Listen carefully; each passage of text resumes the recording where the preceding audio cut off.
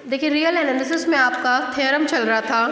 Theorem में कहा गया था the necessary and sufficient condition for a sequence a n to be convergent is that to each given epsilon greater than 0 there exists a natural number small m such that mod of an plus p minus an less than epsilon for every n greater than m p is greater than or equal to 0। ठीक है, ये theorem था। इसमें हम लोगों ने necessary condition कर लिया था, सफिशिएंट कंडीशन कर रहे थे। सफिशिएंट कंडीशन में हमने मान लिया था कि थ्योरम की दी हुई कंडीशन होल्ड हो रही है, मतलब for every epsilon greater than 0 there exist a natural number small m such that mod of an plus p minus an less than epsilon for every n greater than m p greater than और equal to 0। मान लेना ये condition hold हो रही है। तो अब हमको केवल इतना दिखाना था कि ये सीक्वेंस हमारा कन्वर्जेंट होगा और एक यूनिक लिमिट पे कन्वर्ज करेगा। हमने मान लिया कि सीक्वेंस हमारा दो लिमिट रखता है, an has to limit point L1 and L2। Finally अब हम ये दिखा देंगे कि ये L1 और L2 एक ही है। ठीक है, हम लोगों ने लिखा था if possible let L1 and L2 be the two limit point of the sequence an। ठीक है, नीचे से लिखिए let epsilon by 3 greater than 0। देखिए पहले ब्लैक बोर्ड पे बात लिख लीजिएगा। अगर एप्सिलॉन ग्रेटर देन 0 है तो ऑब्वियसली एप्सिलॉन बाई 3 भी ग्रेटर देन 0 होगा। बी गिवन, ये कंडीशन ट्रू है, मतलब ये कंडीशन होल्ड करेगी। तो for every epsilon by 3 greater than 0 there exist a natural number, मान ले रहे हैं वो नेचुरल नंबर है, there exist a natural number small n such that, जैसे हम स्मॉल n मानेंगे कंडीशन मिलेगी हमको small m such that a n plus p minus a n less than epsilon by 3 for every n is greater than m p is greater than और equal to 0। इसको मान ले रहे हैं equation number 1। फिर देखिएगा, सबसे पहले हमने माना है since L1 is the limit point of sequence an का ये लिमिट पॉइंट है, देयरफॉर लिमिट पॉइंट की डेफिनेशन लगा रहे हैं, there exist m1 greater than m such that limit point की कंडीशन होती है an। सीक्वेंस अगर an हो तो an, या हम सीक्वेंस am ले रहे हैं, कंडीशन होती थी mod of an minus l less than epsilon for every n is greater than और equal to m। n m1 minus limit point है L1 is less than epsilon by 3 for every m1 greater than m। इसको मान ले रहे हैं equation number 2। फिर हमने कहा again since L2 is the limit point of sequence an, this implies there exist m2 greater than m such that mod of am2 minus l2 less than epsilon by 3 for every m2 greater than m। इसको मान ले रहे हैं equation number 3। अब देखिए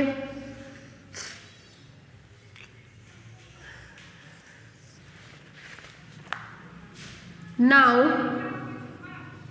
for every m1 greater than m and m2 greater than m comma we have याद रखिए mod of AM1 minus AM2 less than epsilon by 3, इसको मान लेना है इक्वेशन नंबर 4। ठीक है, सीक्वेंस की परिभाषा से, इस वाली कंडीशन से। ठीक है, नाउ अब हमको दिखाना है mod L1 minus L1 L2 के बराबर होगा, तो इसकी वैल्यू निकालेंगे। L1 minus AM1 plus AM1 minus AM2 plus AM2 minus L2। देख लीजिए, AM1 को जोड़ा गया घटाया गया, AM2 को जोड़ा गया घटाया गया, वापस से L1 और L2 मिल जाएगा, कोई फर्क नहीं पड़ेगा। This implies that mod L1 minus L2 less than और equal to L1 minus AM1 plus AM1 minus AM2 plus AM2 minus L2।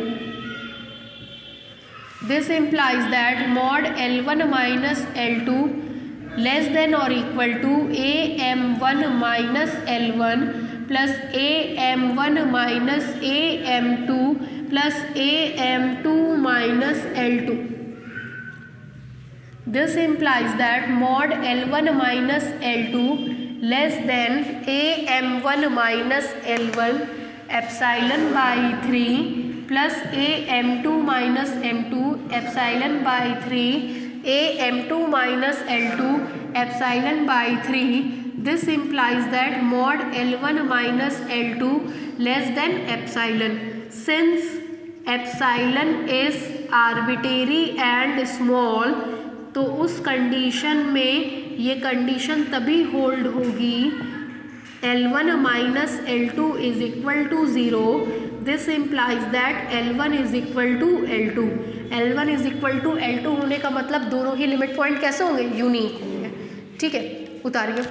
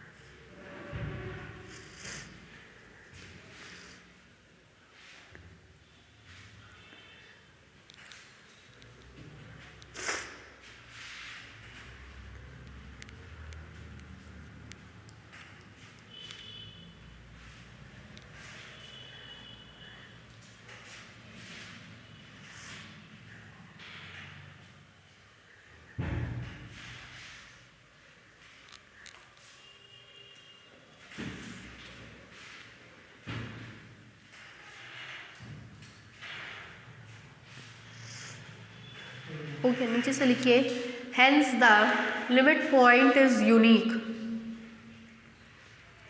Hence the limit point is unique. Hence the limit point is unique. Next theorem लिखिए every Cauchy sequence in capital R, every Cauchy sequence in capital R is convergent in capital R. Every Cauchy sequence in capital R is convergent in capital R.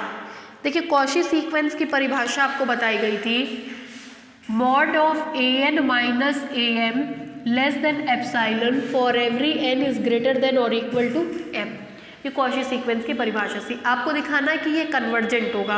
अभी just हमने पढ़ा कि कोई भी sequence convergent तब होता है जब वो a n plus p minus a n less than epsilon for every n greater than m and p greater than और इक्वल टू 0 की कंडीशन को क्या करता है, सेटिस्फाई करता है।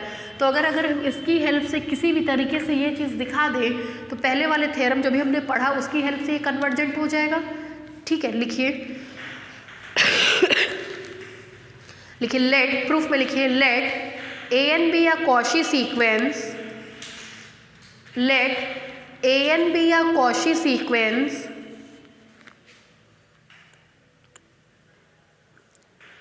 then for every epsilon greater than 0,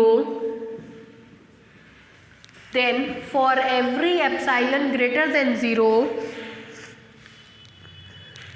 there exists delta greater than 0 such that there exists delta greater than 0 such that, ये condition लिखिए,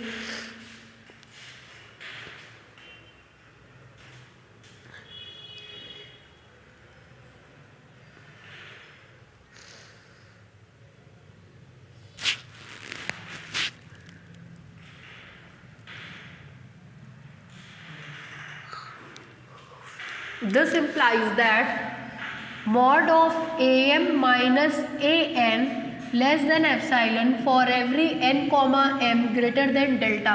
आपको पता है mod a minus b is equal to mod b minus a, कोई अंतर नहीं है, इसलिए किया गया।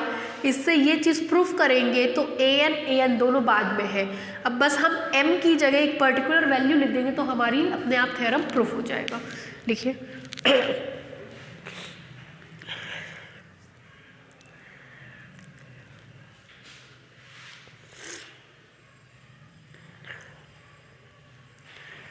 अब देखिए ये चीज़ उन सब के लिए होल्ड हो रही है जो डेल्टा से बड़े हैं। अगर m डेल्टा से बड़ा है और p कोई भी पॉजिटिव नंबर है तो जाहिर सी बात है m प्लस p भी डेल्टा से क्या होगा, बड़ा होगा। ठीक है, तो m प्लस p के लिए ये कंडीशन क्या होगी, होल्ड होगी। जैसे 10 15 से बड़ा है, सॉरी जैसे 10 2 से बड़ा है तो 10 प्लस 3 भी 2 से क्या होगा, बड़ा होगा। ठीक है, नीचे से लिखिए for a particular value of m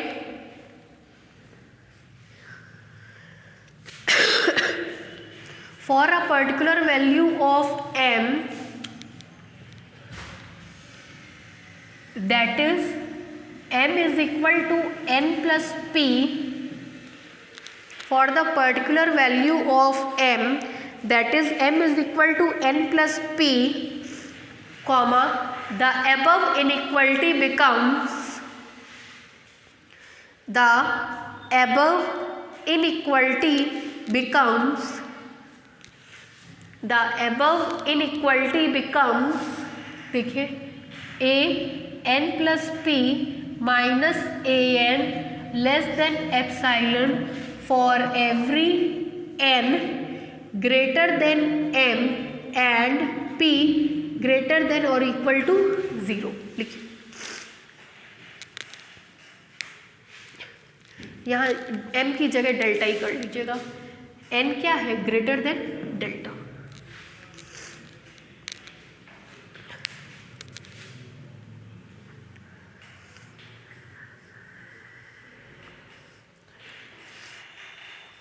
ठीक है, नीचे से लिखिए hence from the previous theorem. Exam में वो थ्योरम लिख कर आएंगे पूरा अगर आता है तो, ठीक है। Hence from the previous theorem, hence from the previous theorem the sequence an is convergent, the sequence an is convergent। नीचे से लिखिए hence the Cauchy sequence in capital R is convergent sequence। hence the Cauchy sequence in capital R is convergent sequence।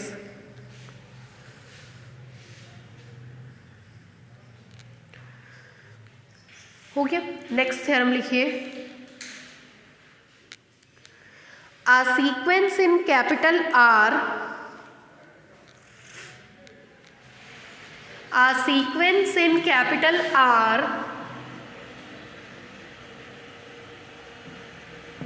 is convergence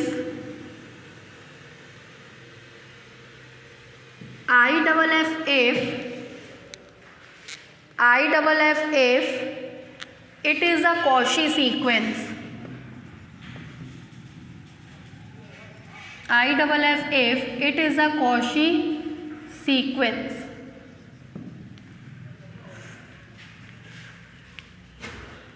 ठीक है, अभी हमने पढ़ा कि कोई भी Cauchy सीक्वेंस कन्वर्जेंट होता है, Cauchy सीक्वेंस कन्वर्जेंट होता है। और जो पहले वाला थ्योरम था उसमें कहा गया था कि कोई भी कन्वर्जेंट सीक्वेंस Cauchy सीक्वेंस होता है। तो ये जो दोनों थ्योरम है उन दोनों का ही पार्ट है। तो अगर आपको ये थ्योरम एग्जामिनेशन में आता है तो आप जस्ट इसके ऊपर वाला थ्योरम जो हमने कराया है और every convergent sequence is a Cauchy sequence एक थ्योरम कराएं, पेज पलट करके देखिए, ये दोनों का प्रूफ करके आना पड़ेगा। ठीक है, every convergent sequence is a Cauchy sequence और every Cauchy sequence is a convergent sequence, इसका प्रूफ इसका प्रूफ के बराबर होगा। हाँ, दोनों को मर्ज करेंगे तो ये हो जाएगा। ठीक है, चैप्टर ख़त्म हो गया मेरी तरफ से।